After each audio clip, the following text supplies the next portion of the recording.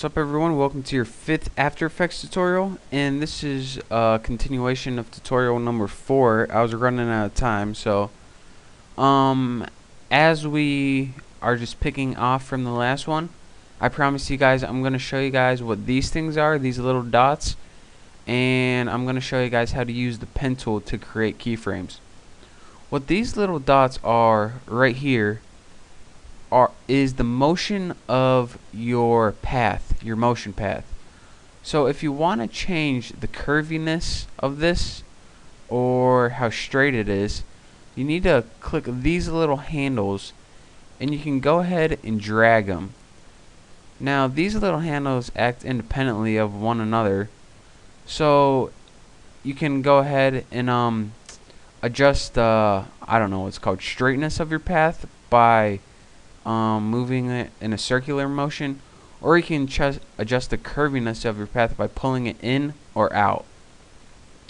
So the best way to learn from those is to just play with them. And another thing I want to go over, these big squares right here, these are your keyframes, and these little dots right here, those are just your regular frames. These regular frames you can't really change. These keyframes are the main major frames in your animation. So these are the only ones that you can change. But what if you're saying, alright, I want this Sammy guy to go right here. I want him to go to a different point right in the middle of here. Well, there is a way that you can do that. To do that, you need to use the pen tool.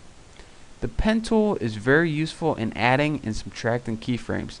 To add a keyframe, hold down the pen tool and click Add Vertex.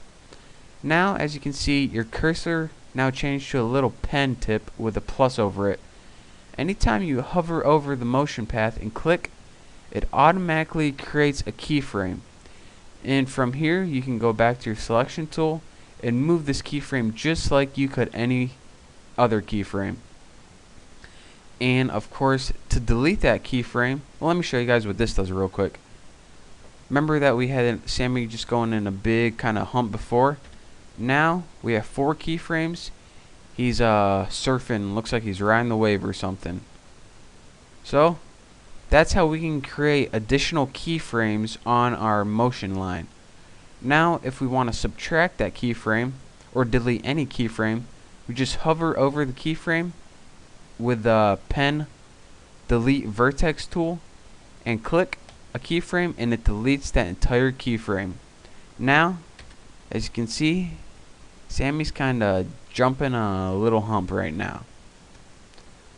So, all in all, that is how you use the handles to adjust the curviness and hump of your path, I guess it's called. I don't really know what it's called. And that is also how you use the pen tool to create additional and subtract keyframes from your animation.